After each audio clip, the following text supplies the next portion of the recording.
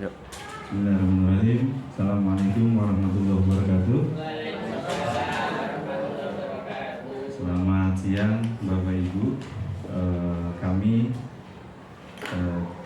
dari CGP Angkatan 10 mau mendesimasi penerapan budaya positif untuk kebutuhan tugas kami pada pendidikan CGP Angkatan 10. Nanti kita sambil diskusi juga ya Pak Mamun ya. Jadi kami berdua akan mempresentasikan tentang diseminasi penerapan budaya positif. Yang kami hormati Ibu Kepala Sekolah SD Marundan 2 Pagi dan juga Bapak Ibu Guru. Kami ucapkan terima kasih kepada Bapak Ibu Guru yang sudah membersamai kami dalam diseminasi penerapan budaya positif atas waktunya siang ini. Untuk lebih lanjutnya kita akan bedah satu persatu ya Bapak Ibu. Ini ada judulnya diseminasi penerapan budaya positif yang kami lakukan pada Jumat 8 Juni 2024.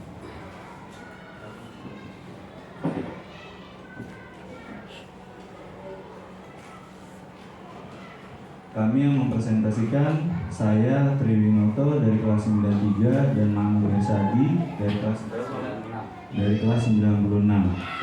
Kami dari CGP Angkatan 10. Nah, sebelum kita berlanjut kepada materi-materi yang selanjutnya, Bapak Ibu, di sini ada kesepakatan selama diseminasi berlangsung.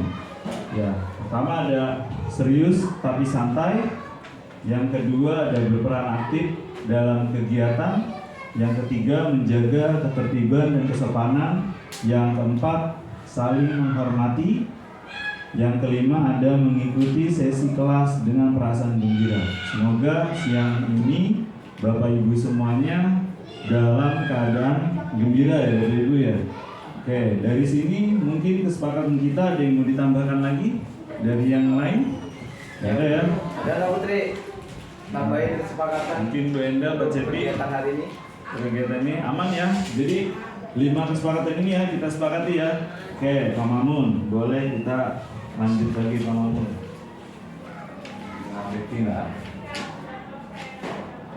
Ini Pak Mamun, boleh Pak Mamun.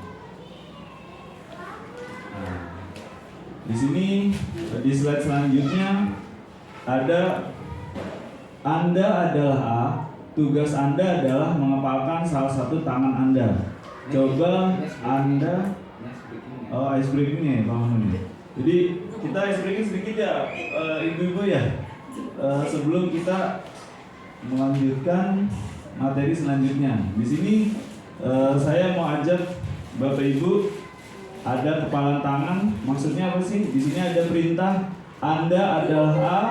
Tugas Anda adalah mengepalkan salah satu tangan Anda. Coba Anda bayangkan bahwa Anda menyimpan sesuatu yang sangat berharga di dalam kepalan tangan Anda. Anda perlu menjaga benda tersebut sekuat tenaga Anda karena begitu pentingnya untuk kehidupan Anda.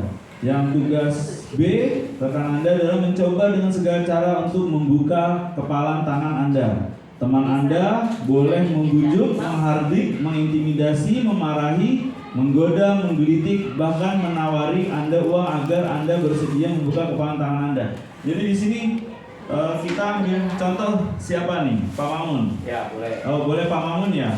Jadi kita speaking ya, Bapak Ibu ya. Di sini Pak Mamun sebagai A, saya sebagai B, orang yang D. Oke, di sini Pak Mamun mengepalkan tangan menyimpan sesuatu yang menurut Pak Mamun ini penting. Oke, sangat penting buat Pak Mamun? Penting banget. Oh, penting banget. Oke, sekarang gini, di sini ada perintah, Bapak Ibu boleh membujuk, menghardik, mengintimidasi, memarahi, menggoda, menggelitik, bahkan menawari Anda uang atau jabatan dan sebagainya. Sekarang Pak Mamun, boleh nggak ini saya minta Wah nggak boleh, ini berharga ya. Oh, seberharga itu berarti ya. Jangan. Oke, Ngintip kalau aja emang nggak boleh. emang nggak boleh nih, saya bujuk gitu ya, buat saya aja gitu. Sekarang kalau misalnya tetap saya mau ambil paksa, boleh nggak nih? Ah, Wah, boleh. Pak Mamunnya menolak bu, nggak mau. Oke, sekarang gini, Pak Mamun saya tawari uang atau Pak Mamun saya tawari jabatan, misalnya jadi apa ya, kenaikan pangkat dan lain sebagainya. Kira-kira Pak Mamun tetap kasih apa enggak? Wah enggak, ini hidup dan mati saya tuh ada di sini. Kira-kira Bu, kalau misalnya ditukar apapun nggak mau nih, Ibu ada yang bisa tebak nggak? Nih Bapak Ibu nih, kira-kira yang digenggam ini apa nih? Yang ditaruh sama Pak Mamun di sini nih? Biasanya kalau sangat penting ya, boleh Pak Gesa apa menurut Pak Gesa nih? Coba tebak apa isi di dalam kepala Anda? Menurut Pak Gesa, oh cincin nikah Pak Gesa? Kayaknya cincin nikah. Tidak akan saya buka. Tidak akan saya buka. Menurut Bu Nita apa Bu? Sama perhiasan menurut saya. Oh perhiasan, kalau perhiasan diambil nggak boleh ya? Oke, menurut Putri apa Bu? Komitmen. Oh komitmen apa nih Bu? Pekerjaan apa rumah tangga? Oh gitu. Oke, kata Putri komitmen jadi nggak bisa diambil nih. Tapi menurut Pak Mamun apa Mamun? Hanya diriku dan Tuhan yang tahu. Oh iya. Ngeri ya Bu, jawabannya ya. Saya boleh tebak nggak Pak Mamun? Boleh. Oke, silakan. kalau misalnya saya tebak di sini kalau misalnya mungkin ya, yang pertama kalau semangat hidup boleh nggak tuh Pak Mamun tuh? Semangat hidup mungkin bisa. Oh, salah satunya ya. Oh, berarti semangat hidup Bu. Kalau semangatnya diambil, Pak Mamun nggak bakal hidup lagi ya. Karena apa ya? Itu termasuk kita sekarang menempuh pendidikan CGP ini Pak Mamun ya. Ada yang namanya apa? Kesulitan dan lain sebagainya, kita perlu semangat gitu Bu. Lah semangatnya saya ambil gitu. Pak Mamun otomatis drop. Tapi yang tahu Pak Mamun sendiri. Mungkin Pak Mamun boleh dikasih tahu gitu. Apa gitu yang ini Pak Mamun? Jadi ini tuh bentuk rasa keyakinan saya untuk kedepannya yang nggak bisa diambil sama orang karena hanya kita dan Tuhan yang tahu. Jadi mau dikritikin, mau diapa, mau diminta, mau dikasih jabatan, nggak akan mungkin saya kasihin karena ini sehati dengan saya gitu, susah buat dikasihin kepada orang lain. Hebat tuh Pak Mamun. Hebat ya. Salah satunya itu. Oke. Ke slide selanjutnya. Di sini ada disiplin positif dan nilai-nilai kebajikan universal. Oke, kita buka ya Bapak Ibu. Apa sih disiplin positif dan nilai-nilai kebajikan universal itu sendiri? Dalam kegiatan ini, sesungguhnya siapa yang memegang kendali atau kontrol untuk membuka atau menutup kepalan tangan tadi? Yaitu Pak Mamun sendiri. Kita langsung ke disiplin positif tadi. Di sini ada perubahan paradigma teori kontrol atau ilusi kontrol. Apa sih ilusi kontrol? Ilusi guru mengontrol murid, ilusi bahwa kritik dan membuat orang merasa bersalah dapat menguatkan karakter, ilusi bahwa orang dewasa memiliki hak untuk memaksa. Ini terjadi guru kepada murid biasanya Ibu. Ini ilusi-ilusinya. Gitu. Nah, di sini ada perubahan paradigmanya. Stimulus respon menjadi teori kontrol. Bisakah kita mengontrol seseorang? Bisa. Di sini ada yang namanya stimulus respon. Contohnya kita mencoba mengubah orang agar berpandangan sama dengan kita. Ya, kita mencoba nih mengubah orang agar berpandangan sama dengan kita. Teori kontrolnya apa? Kita berusaha memahami pandangan orang lain tentang dunia yang sama dengan kita atau dengan dia gitu. Terus yang kedua, perilaku buruk dilihat sebagai suatu kesalahan. Teori kontrolnya, semua perilaku memiliki tujuan. Terus di sini stimulus responnya, orang lain mengontrol saya. Terus teori kontrolnya, hanya Anda yang bisa mengontrol diri Anda. Stimulus respon lagi, saya bisa mengontrol orang lain. Teori kontrolnya, Anda tidak bisa mengontrol orang lain. Di sini stimulus respon pemaksaan ada pada saat bujukan gagal, teori kontrolnya, kolaborasi, konsensus, menciptakan pilihan-pilihan baru. Terus di sini ada model berpikir menang kalah, teori kontrol, model berpikir menang-menang. Ini yang coba kita tawarkan. Nah, sekarang disiplin. Disiplin boleh, Pak Mamun. Ya, ayat 2. Yang kedua tentang disiplin. Nah, makna dari disiplin itu seperti apa? Bisa kita lihat ya. Nah, di sini sesuai konteks kita yaitu disiplin positif. Silakan masuk Bu Enda. Terima kasih udah. Lia. Nah, di sini ada disiplin positif yang nanti kita akan aplikasikan di sekolah kita, bisa menerapkan di sekolah kita. Kata-kata disiplin itu berasal dari kata belajar. Disiplina artinya belajar. Nah, disiplin mengacu pada disiplin diri, memiliki tanggung jawab terhadap apa yang dilakukan berdasarkan nilai-nilai yang diakui. Disiplin merupakan salah satu cara penerapan disiplin yang bertujuan untuk menumbuhkan kesadaran diri yang memberdayakan siswa tanpa imbalan penghargaan, ancaman atau hukuman. Jadi disiplin positif itu lebih ke kesadaran diri dari diri kita masing-masing, kesadaran siswa masing-masing, kesadaran guru masing-masing, itu namanya disiplin positif. Next, nah di sini ada nilai-nilai kebajikan, nilai yang disepakati bersama, lepas dari suku, bangsa, agama, bahasa maupun latar belakang. Yang pertama itu profil pelajar Pancasila, keterampilan hidup, Ibu Primary Years Program. Next. Nah, nilai-nilai kebajikan apa yang Anda rasakan penting saat ini untuk ditanamkan pada murid-murid Anda di kelas atau sekolah Anda? Coba bisa dicerna dulu kata-katanya ya. Nilai-nilai kebajikan apa yang Anda rasakan penting saat ini untuk ditanamkan pada murid-murid Anda di kelas atau sekolah? Gimana Pak Gesa? Nilai-nilai kebajikan seperti apa yang mau ditanamkan ke anak-anak? Wah, jujur, cakep. Pak Cepi, ada lagi nilai-nilai yang kita tanamkan kepada anak-anak kita untuk sekarang ini, di zaman-zaman sekarang ini? Akhlak. Bu Haji? Etika. Bagus. Cakep. Ya, Bu Enda? Disiplin. Oke, disiplin itu banyak maknanya. Disiplin bisa tepat waktu atau sesuatu. Kuliah sopan santun. Jadi lebih ke 70% itu akhlak, etika, sopan santun. Jadi satu-satu memaknai ya. Jadi lebih ke akhlak lah kita umumnya. Jadi emang zaman sekarang itu akhlak itu penting karena akhlak itu fondasi untuk belajar anak ketika dewasa juga nggak bakal hilang itu akhlak. Betul ya Bunda ya. Tepuk tangan dulu buat kita sendiri lah. Nah, di sini ada teori motivasi, hukuman, dan penghargaan restitusi. Jadi nanti kita akan berdiskusi tentang teori motivasi, ya, terus hukuman dan penghargaan dan restitusi. Jadi teori motivasi nanti ada 3, hukuman seperti apa, penghargaan seperti apa, restitusi seperti apa. Oke, mari tanyakan, ya, langsung. Nah, ini menurut Dian dosen dalam bukunya Restructuring School menyatakan ada 3 motivasi perilaku sekolah.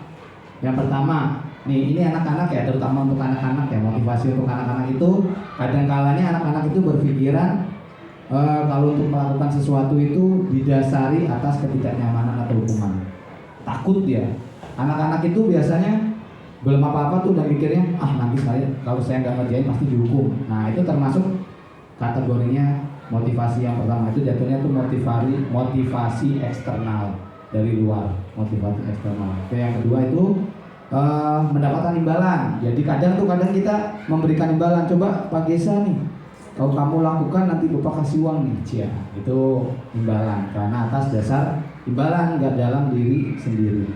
Kemudian yang ketiga itu, nah ini yang kita akan pahami, kita kasihkan ke anak-anak itu menjadikan orang yang diinginkan untuk menjadi orang yang mereka inginkan dan menjadi diri sendiri dengan nilai-nilai yang mereka percaya.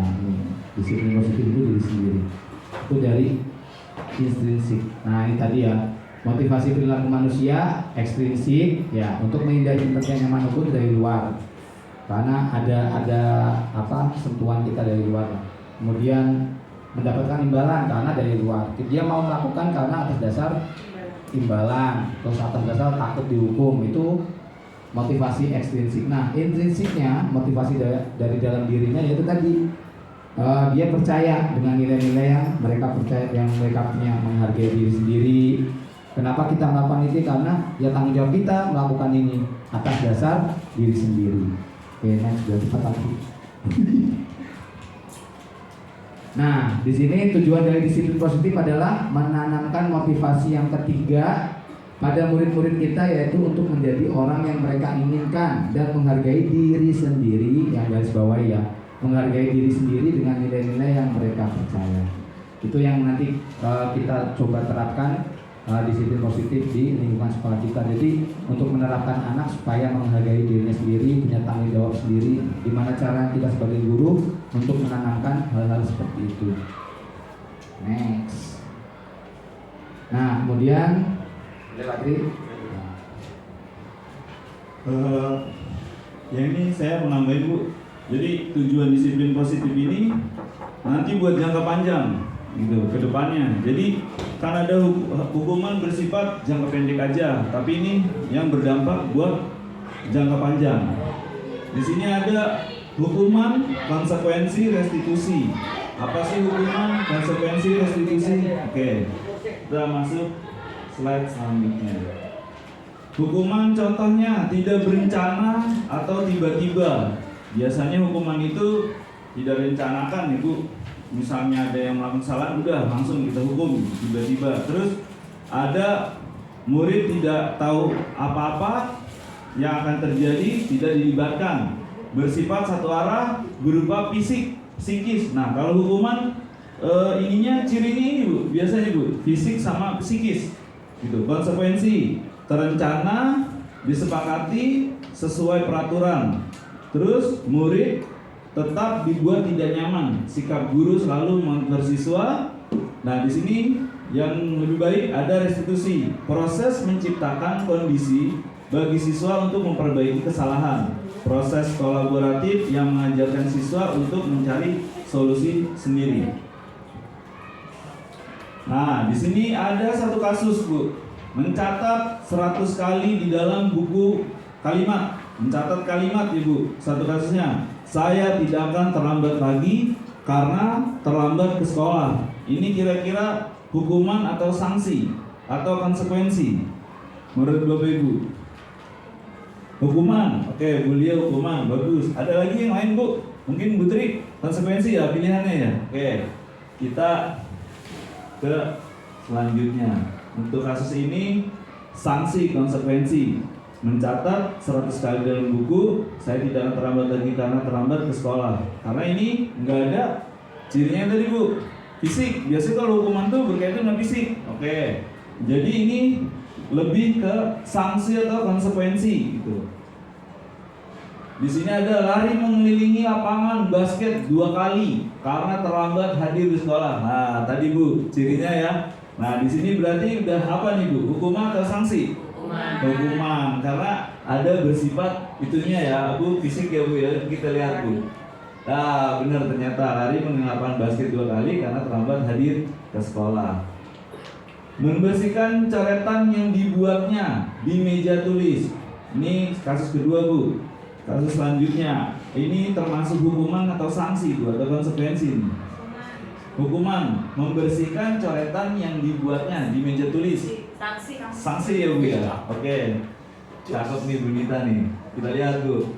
Untuk kasus ini benar Bu, membersihkan coretan yang dibuatnya di meja tulis. Ini sanksi atau konsekuensi.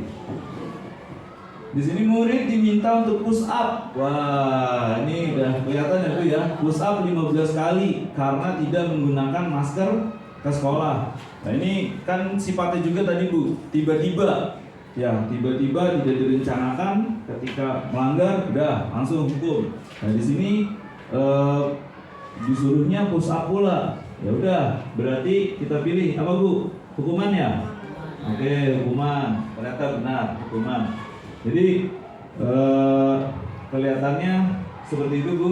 Jadi misalnya datang dengan apa tadi, terlambat suruh melilingin lapangan basket, terus juga ini suruh push up, ini hukuman. Nah di sini kita lihat identitas, ada identitas gagal sama identitas sukses. Gitu. Hukuman ini masuk di mana Bu?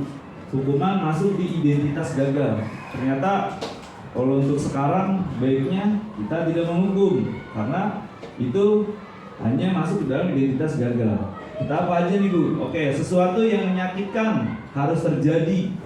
Tidak nyaman untuk murid untuk jangka waktu panjang. Pasti dia trauma ya Bu ya. Terus ada lagi, korban mendapatkan keadilan sesaat.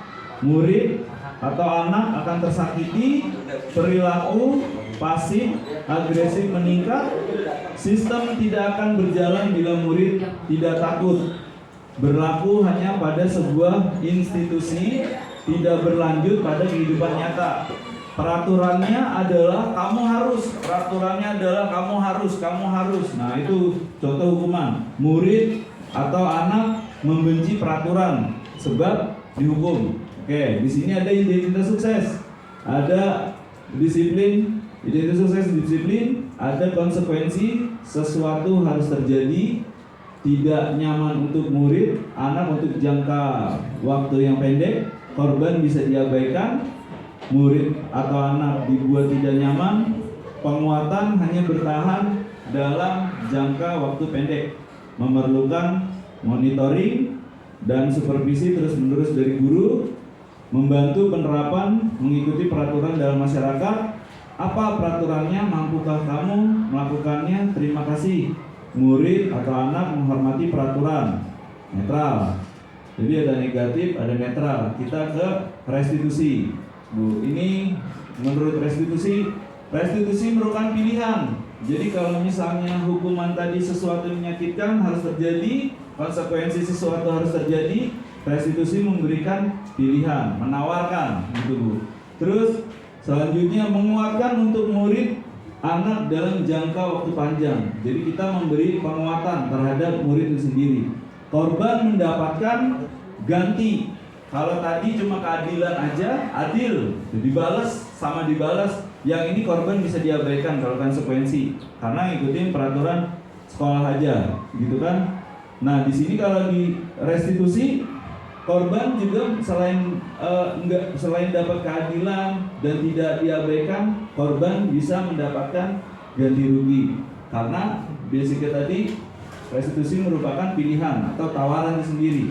Masalah terpecahkan, murid belajar bertanggung jawab untuk perilakunya, fokus pada pemecahan masalah dalam jangka waktu panjang. Di sini juga ada caranya, apa yang kamu yakini, apa yang bisa kamu lakukan untuk memperbaiki masalah ini. Murid atau anak menghormati dirinya dan orang lain.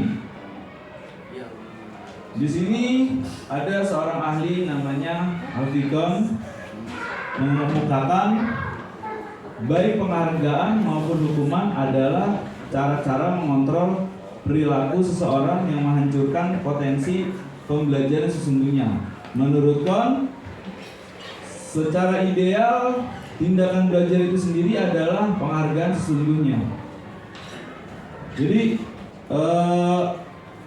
menurut Alfikon ini Bu, kalau dikasih reward, dikasih hukuman juga, itu juga bisa menghancurkan potensi pembelajaran dari seorang murid itu sendiri gitu. Jadi baiknya itu tindakan belajar atau proses dari kesadaran yang berangkat dari peserta didik kita atau murid kita sendiri gitu Bu. Keyakinan kelas, Pak Mamun di ini. Oke, setelah ada hukuman, ada konsekuensi, ada restitusi. Jadi mau menambahkan sedikit untuk hukuman itu dalam bentuk kegiatan-kegiatan yang negatif, ya. Kemudian yang kedua, konsekuensi itu posisinya dia netral. Netral itu di tengah. Nah, restitusi itu positif. Nah, pengertian restitusi itu menggambarkan gimana anak itu menjadi memilih pilihannya sendiri, hukumannya seperti apa, bukan hukumannya, jadi untuk menjadikan dirinya lebih baik lagi. Misalkan hari ini dapat 1, dan besok dapat 2, pokoknya hari lebih bagus lagi lah dengan menggantikan hukuman itu. Nah, kemudian keyakinan kelas, ya, kita masuk ke keyakinan kelas. Keyakinan kelas atau peraturan kelas. Nah, kita pasti tahu lah di dalam ruangan kelas masing-masing itu biasanya ya kita diawali dengan supaya anak-anak sesuai dengan aturan, sesuai dengan rule-nya, anak-anak bisa bertanggung jawab sesuai apa yang disepakati, itu yang dinamakan dengan keyakinan kelas, peraturan kelas. Nah, mengapa kita memiliki peraturan tentang penggunaan helm? Ini contoh ya. Mengapa kita memiliki peraturan tentang penggunaan helm pada saat mengendarai kendaraan roda 2 atau motor? Nah, kemudian yang kedua, mengapa kita memiliki peraturan tentang penggunaan masker dan mencuci tangan setiap saat? Kemudian tahapan menciptakan keyakinan kelas. Yang pertama, tahapan-tahapannya kalau kita di kelas bersama dengan peserta didik atau siswa, berdiskusi mengenai gambaran perilaku yang mencerminkan keyakinan kelas. Nah, kita diskusi dulu nih sama peserta didik, mau seperti apa. Kemudian berdiskusi memunculkan peraturan-peraturan yang perlu ditaati warga kelas. Terus mengubah peraturan-peraturan menjadi kalimat lebih positif. Berdiskusi mengenai peran seluruh warga sekolah. Nah, kalau udah berdiskusi mengenai peran seluruh warga sekolah, jadi keseluruhan dengan teman sejawat juga kita perlu diskusi untuk keyakinan kelas seperti apa. Jadi lebih ke sharing, kalau kita lebih ke sharing. Meninjau ulang keyakinan kelas dari waktu ke waktu. Nah, kalau meninjau berarti kita memantau istilahnya berjalan gak nih peraturan yang kita bikin di kelas. Terus menyarikan peraturan menjadi nilai-nilai kebajikan dan atau keyakinan kelas. Kemudian tahapan menciptakan keyakinan kelas. Pembentukan keyakinan kelas ini bersifat abstrak. Terus berupa pernyataan universal, jadi menyeluruh, dibuat dalam pernyataan positif, sedikit saja agar mudah diingat, gak usah banyak-banyak. Terus sesuai dengan kondisi kelas dan sekolah sehingga mudah diterapkan, dan semua warga kelas atau sekolah dilibatkan saat membuat keyakinan kelas. Seperti contoh gambar di samping. Jadi anak-anak itu dia menuliskan apa nih peraturan kelas yang mau diinginkan. Misalkan kebersih, di kelas harus bersih misalkan. Kemudian terus berikutnya datang tepat waktu, tidak berbuat gaduh di dalam kelas, mengerjakan tugas tepat waktu. Nah, itu keyakinan kelas yang anak-anak peserta didik buat. Kalau di olahraga jelas, kalau saya kan pendidikan jasmani, olahraga harus memakai baju olahraga. Yang pertama, yang kedua, kita tepat waktu ketika jam olahraga harus sudah dibawa, dan lain-lain, masih banyak. Next langsung. Ini tadi contohnya.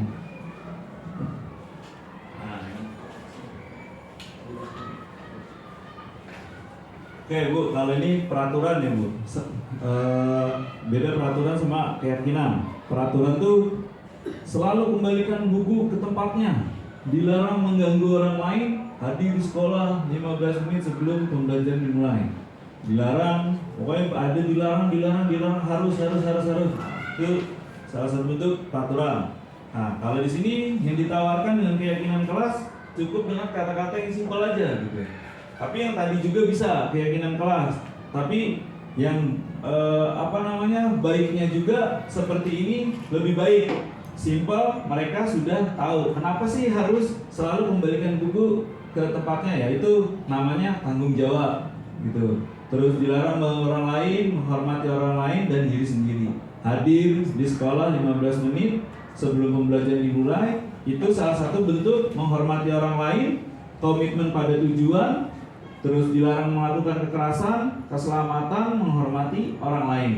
Dilarang menggunakan narkoba, itu bentuk daripada kesehatan, bergantian atau menunggu giliran, menghormati orang lain, dan kesabaran. Gunakan masker, bentuk kesehatan dan keselamatan. Jangan berlari di kelas atau koridor. Itu adalah bentuk daripada keselamatan dan keamanan.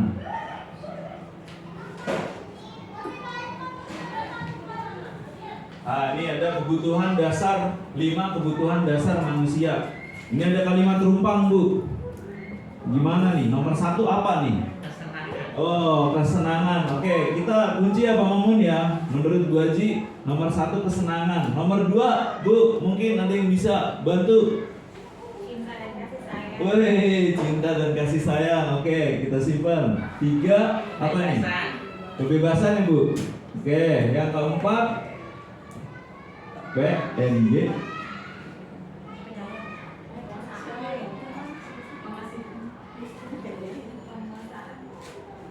Oke, penguasaan ya kita kunci ya. Terus 5, Bertahan hidup. bertahan hidup. Oke, Pak Mamun. Oke, yang pertama ada kesenangan, ini 5 kebutuhan dasar manusia. 2, manusia butuh cinta dan kasih sayang. 3, manusia juga butuh kebebasan. 4, penguasaan. Ya, 5, untuk bertahan hidup. Oke, selanjutnya Pak Mamun. Jadi di sini Bu, 5 kebutuhan dasar manusia bertahan hidup. Berarti manusia butuh makanan, pakaian, tempat tinggal, keamanan, kesehatan, kasih sayang, dan rasa diterima. Rasa diterima, dipedulikan, berbagi kerjasama, menjadi bagian dalam kelompok. Terus penguasaan, harga diri, keinginan untuk dianggap, memimpin, berprestasi, diakui dan didengar. Kebebasan, mandiri, memiliki pilihan, mencoba hal baru, mampu mengendalikan arah dirinya atau tujuan hidupnya. Kesenangan, bermain, humor, antusiasme, dan tertawa. Bagian waktu ya siapin Pak Mamun. Semua orang senantiasa berusaha untuk memenuhi kebutuhannya dengan berbagai cara. Bila mereka tidak bisa mendapatkan kebutuhannya dengan cara yang positif, mereka bisa melanggar peraturan atau melakukan hal yang tidak sesuai dengan nilai-nilai kebajikan. Seorang murid yang tidak begitu berhasil secara akademik, mungkin kebutuhannya akan penguasaannya tidak terpenuhi di sekolah. Oleh karena itu, mungkin dia akan mencoba untuk memenuhi kebutuhannya akan penguasaan dengan mencoba mengatur orang lain. Nah, biasanya kalau buat jawaban ya Bu ya, ini gua minta ini gitu ya, kalau murid biasa itu. Terus mengatur orang lain di lapangan bermain atau bahkan menyakiti mereka secara fisik. Oh, biasanya nggak dikasih jawaban nih, gini nih. Mana minta jawabannya nih? Jadi kalau dia nggak bisa pakai cara yang positif dengan belajar dan berusaha, dia bisa melakukan secara yang dengan tidak baik, melanggar peraturan sendiri. Kayak Pak Maman. Restitusi 5, posisi kontrol. Nah, ini yang sebagai wujud 5 posisi kontrol guru ya. Yang pertama itu posisi kontrol guru yang pertama penghukum, ya penghukum. Yang kedua pembuat rasa bersalah, itu posisi guru. Yang ketiga sebagai teman, terus pemantau, manajer. Nah ini di belakangnya coba ditambahin kata-kata murid, posisi ini. Penghukum murid, pembuat rasa bersalah murid, sebagai teman murid, ya, pemantau murid, manajer murid. Nah itu posisi kontrol guru sebagai guru seperti kita. Nah 5 posisi kontrol yang pertama itu tadi ada istilah identitas gagal atau kontrol dari luar. Itu ada 2, penghukum dan membuat rasa bersalah. Nah contoh hukum itu menghardik, menunjuk-nunjuk, menyakiti, menyindir, itu menghukum. Itu identitas gagal. Kalau kamu tidak melakukannya, awas ya, rasakan. Bocah digituin ngambeknya sampai tua biasanya. Berbekas. Jadi berbekas. Itu kenapa posisi penghukum itu tidak bagus ke anak-anak seperti itu. Jadi bekas itu nggak bakal hilang. Membuat rasa bersalah, berceramah dan mengatakan seharusnya tuh ibu kecewa gini ya. Kamu seharusnya sudah tahu ibu lelah sekali mengatakannya, ibu stres. Tuh curhat mah. Tuh pokoknya intinya anak itu dipojokin kalau pokoknya anak itu merasa bersalah. Nah itu biasanya berbekas juga. Dan dibuat bersalah ya Pak.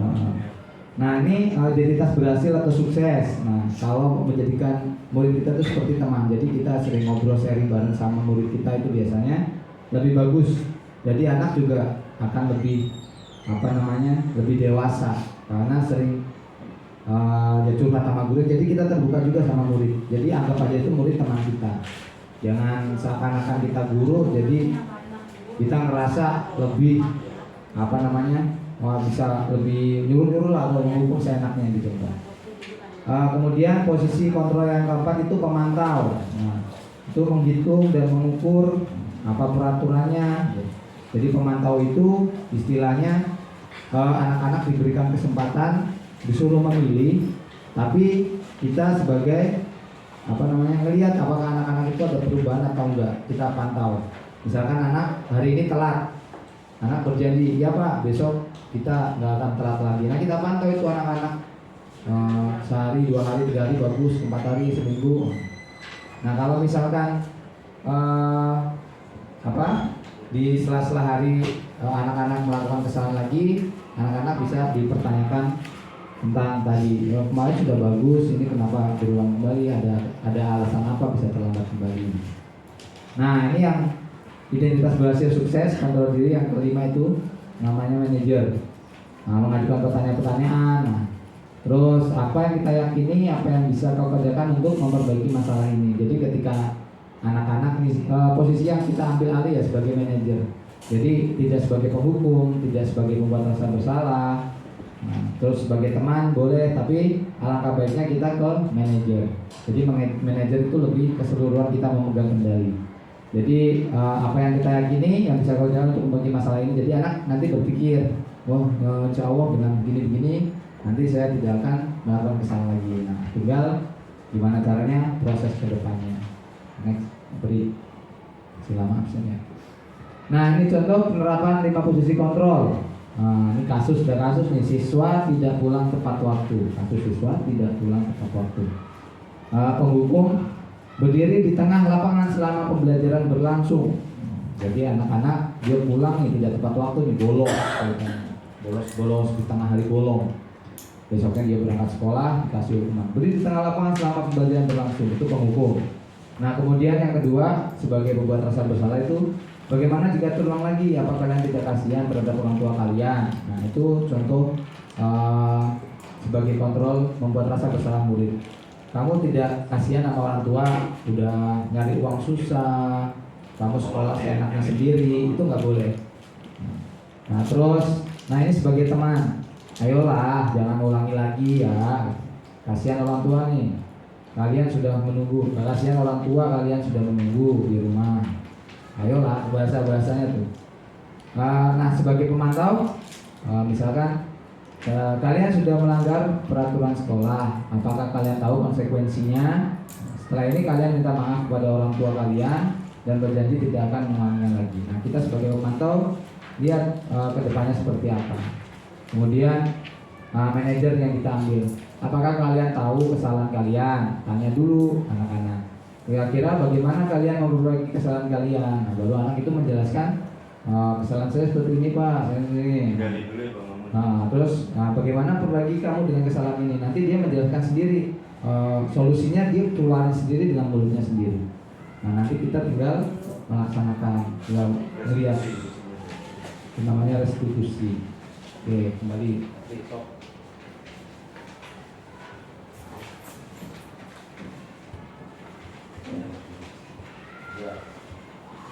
Nah, di sini ada contoh tugas pernyataan siapa yang mengatakan, saya kecewa sekali dengan kamu tidak pernah benar melakukannya.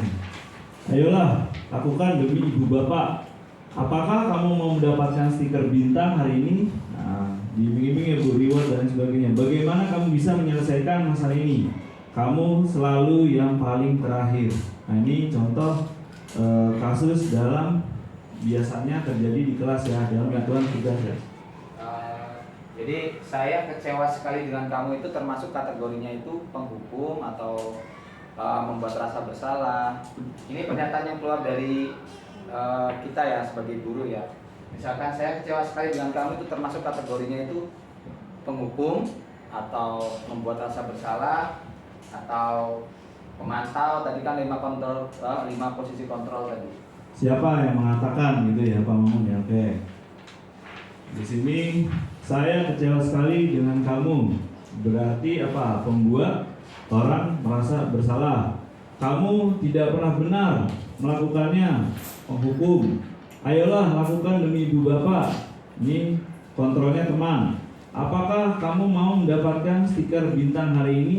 Pemantau. Bagaimana kamu bisa menyelesaikan masalah ini? Sebagai manajer, kamu selalu yang paling terakhir menghukum.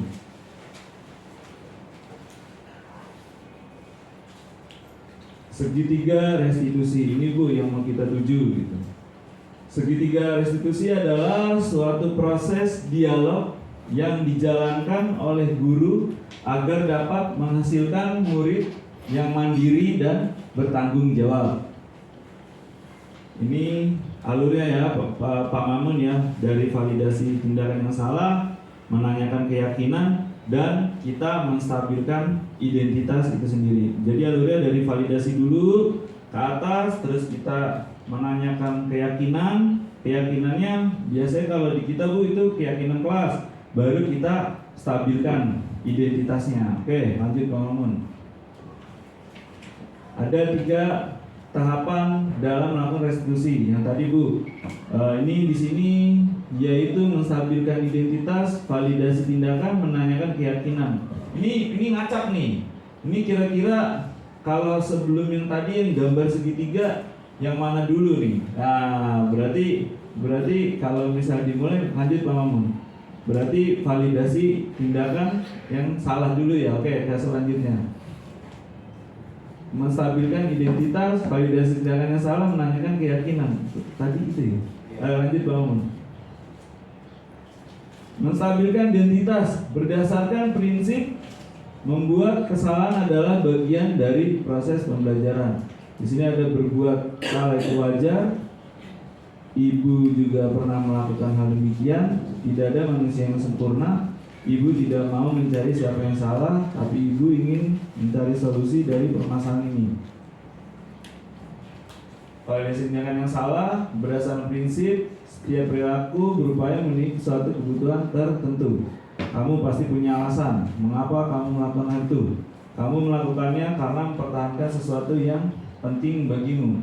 Kamu patut bangga karena telah melindungi sesuatu yang penting bagimu. Padahal kamu bisa melakukannya lebih buruk dari itu.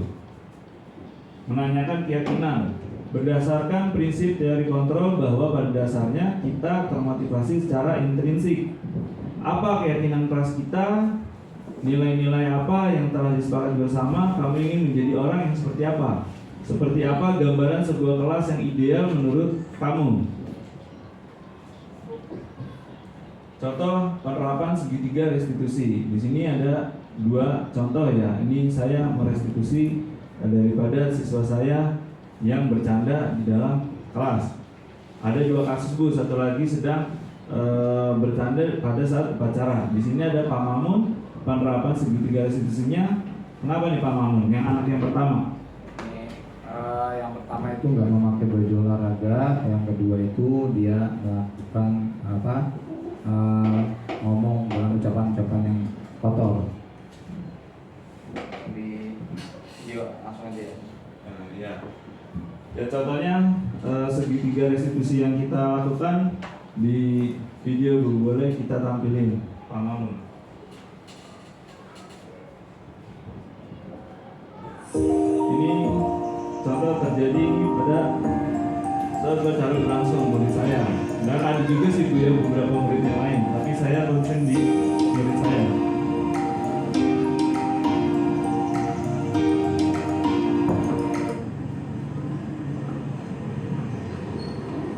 Nah ini Bu yang di dekat Yang nih, goyang-goyang kanan kiri, mainin kerudung, nah ini yang saya tuju.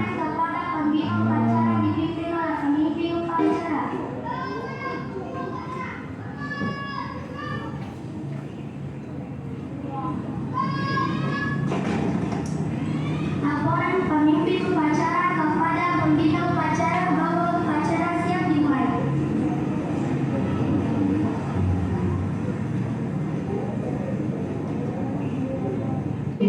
Ya, jadi kamu harus menjaga kebersihan dimanapun kamu berada. Apalagi lingkungan, kelas, lingkungan sekolah. Dari kejadian tersebut, maka guru melakukan kaji yang lain. Pertama, menstabilkan identitas dan validasi namanya siapa? Asifah. Ini Alhamdulillah. Kalian tahu nggak berdua Pak Guru panggil ke sini atau Asifah sama Kamila hari ini merasa berbuat salah apa?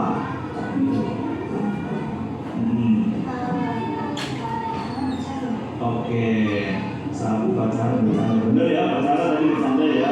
Nah, Kamila sama bercanda. Oke, kenapa Asifah bisa bercanda saat pacaran? Oh, jadi mau ke kantin. Oke, jadi nggak bisa diem. Oke, Kamila kenapa bercanda? Oh, bete. Aku pacaran bete. Bosan. Ya, karena berdiri dulu. Kamu ingat nggak? kita menanyakan keyakinan kelas. Ya Pak, oke. Apa aja tuh menurut Kamila salah satunya? Kita mengajar keyakinan kelas dan mengingatkan tentang keyakinan kelas itu sendiri, Bapak Ibu. Oke, siap. Ya. Nah, kalau dengan tertib berarti dengan ngobrol lagi, gitu ya. Nah, dengan adanya kejadian ini untuk memperbaikinya ke depannya kira-kira Asifah sama Kamila ke depannya mau ngapain? Oke, siap, tidak akan mengulangi lagi. Terus apa lagi? Akan diikuti upacara dengan tertib, gitu ya.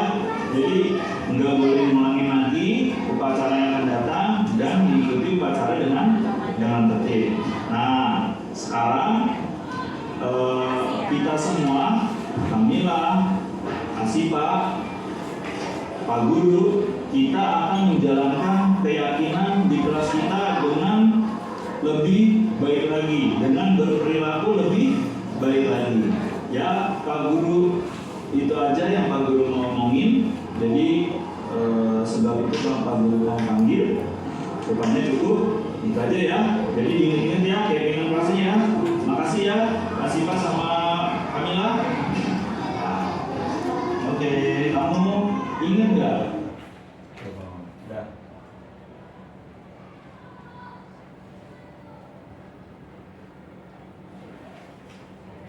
Nah, itu dari Pak Mamun belum kita milih.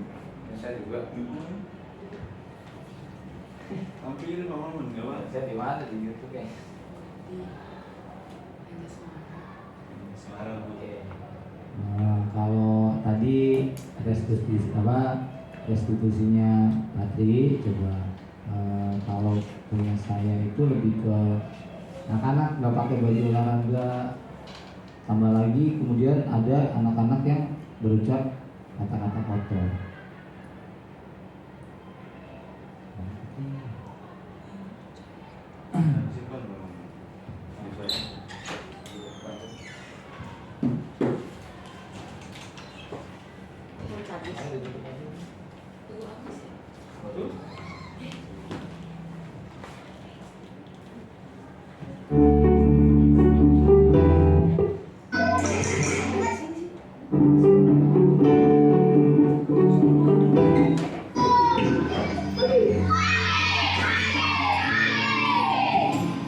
Ini pas berlalu di kelasnya Bu Enda.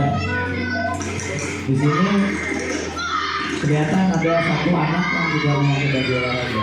Tadi lu kelihatan nih Bu Enda nih kalau pakai baju olahraga nih. Baju nggak ada dimaklumin pokoknya sesuai keyakinan kelas yang udah kita buat. Ini pas lagi ada latihan upacara siapa? Berisik banget. Oh, rasanya Pak Mamun. Oke, Ya, langsung. nanti kamu tahu kenapa Bapak panggil kamu ke sini?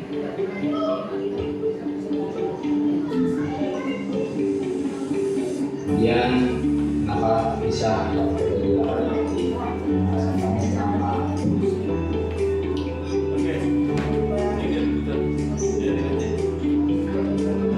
Alasannya dia itu bajunya dicuci.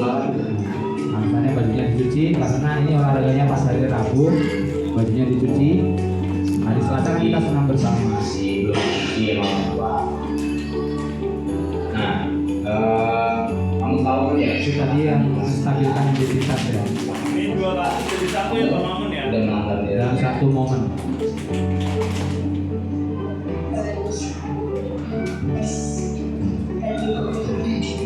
Disiplin. Nah, kita menanyakan itu keyakinan kelasnya. Jadi yang keyakinan yang udah kita buat itu yang pertama disiplin, disiplin memakai baju olahraga ketika pelajaran. Jadi Jawab. nilai di sini pasti sudah melanggar nilai disiplinan. Kalau pasti udah terbiasa disiplin itu Nah, kita jabarin tuh disiplin manfaatnya apa supaya anak-anak bisa berpikir yang lebih belajar olahraga berarti harus memakai baju olahraga. Jadi udah dipersiapin. Wajar manusia ada yang lupa, itu wajar manusia. Jadi kalau udah dari semalam kamu siapkan, oh baju itu masih kotor ya, langsung dicuci malam itu, langsung dijemur, jadi kalau bisa langsung. Terus disiram yang ganteng supaya olahraga Pak Guru melihat aku itu berubah. Nanti Pak Guru depannya pakai Bapak masih pulang seperti ini lagi ya. Ini untung Bapak nggak menanyakan satu dari depan teman-teman tapi malu. Makanya Bapak panggil ke sini supaya nanti bisa belajar dari kesalahan di paham ya Pak ya. Nah, ini setelah Fatih dilakukan. Ini yang Bapak udah sering banget ya, di rumah untuk kasih sebagai pikiran. Oh, jorok. Itu sebenarnya kesalahan yang bisa diubah. Nah, di sini normalisasi. Namanya belajar. Coba untuk melakukan hal yang baik. Ya. Alasan kamu ngomong kayak gitu kenapa? Kan alasannya kenapa kamu berbicara kotor. Dia mengucap karena dia digangguin sama Tuhan. Akhirnya dia refleks mengucapkan kata-kata yang selalu kotor.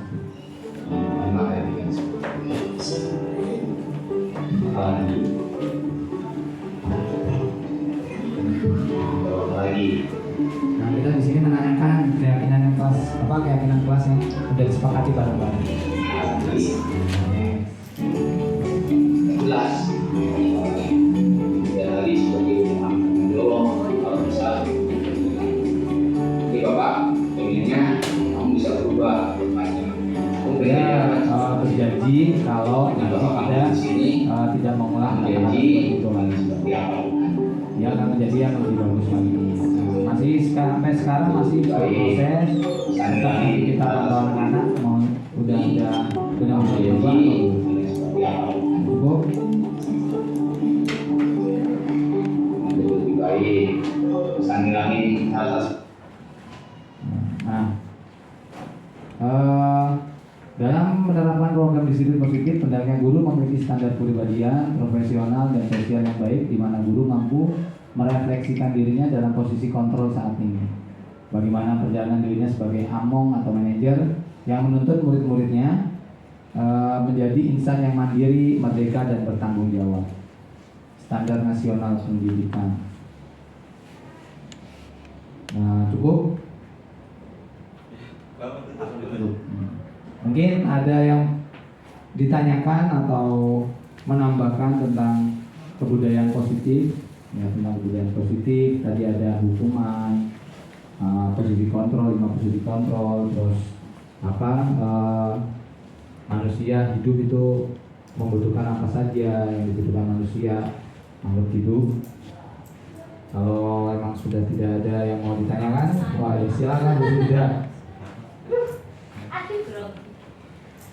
Baik Pak Mamun dan Pak Tri, jika misalnya tadi segitiga restitusi ini tidak berhasil terhadap hal tersebut, di minggu berikutnya dia masih pakai pampa juga, apakah yang harus dilakukan? Misalnya tadi untuk guru kelasnya Pak Mamun kerjasama atau enggak, apa nasihati secara langsung seperti itu.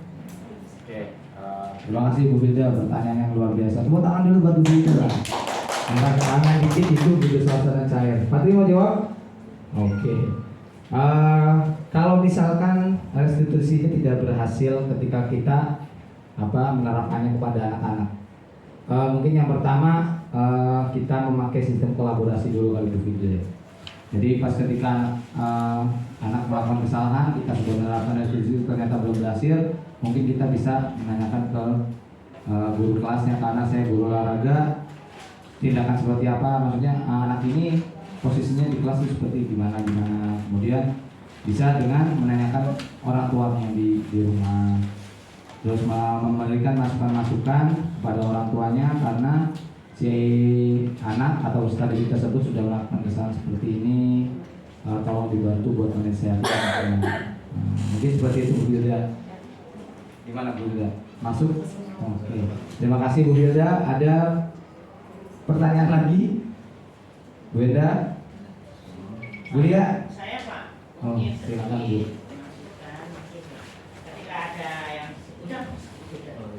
Ketika ada yang seperti disampaikan Bu Hilda tadi, apakah kerjasama dengan gurunya, pasti iya ya, pasti semua seperti itu. Tapi di satu sisi kita ini kan tidak semua murid kita ini mampu, karena di kelas saya sendiri iya gitu Pak ya. Jadi kita harus kita pendekatan sama murid kita yang seperti itu, kenapa sampai tidak memakai seragam itu, kemudian ada kendala apa, karena di murid saya ada kauli itu Pak, sangat-sangat kayaknya ya, jadinya kita harus tahu latar belakang murid kita kenapa sampai istilahnya seragamnya seperti itu. Kita tanya apakah dapat KJP apa tidak, kalau dapat KJP orang tuanya kita panggil gitu ya, tapi ketika belum nyampe di sana, nah kita perlu pikirkan ini bagaimana. Seperti itu Pak, terima kasih. Oh ya, terima kasih Bu. Ya baik sekali ya Bu ya tanggapannya. Ya salah satunya memang pasti Bu kolaborasi dengan orang tua murid sendiri gitu. Apalagi kalau melihat kejadian seperti tadi gitu. Kalau kita nggak kolaborasi ya nggak bakal ada titik temunya gitu Bu. Oke Pak Maman, sudah? Cukup. yang lain? Cukup ya Bu. Bapak Ibu, ini sekian presentasi dari kami untuk memenuhi tugas kami sebagai calon guru penggerak angkatan 10. Terus terima kasih banyak untuk Bapak Ibu sudah membersamai kami di waktu ini sampai dengan jam 3 ini. Terus kami memohon maaf atas segala kekurangan atau kesalahan dalam penyampaian kami. Kurang lebihnya sekian. Wassalamualaikum warahmatullahi wabarakatuh. Terima kasih Bapak Ibu.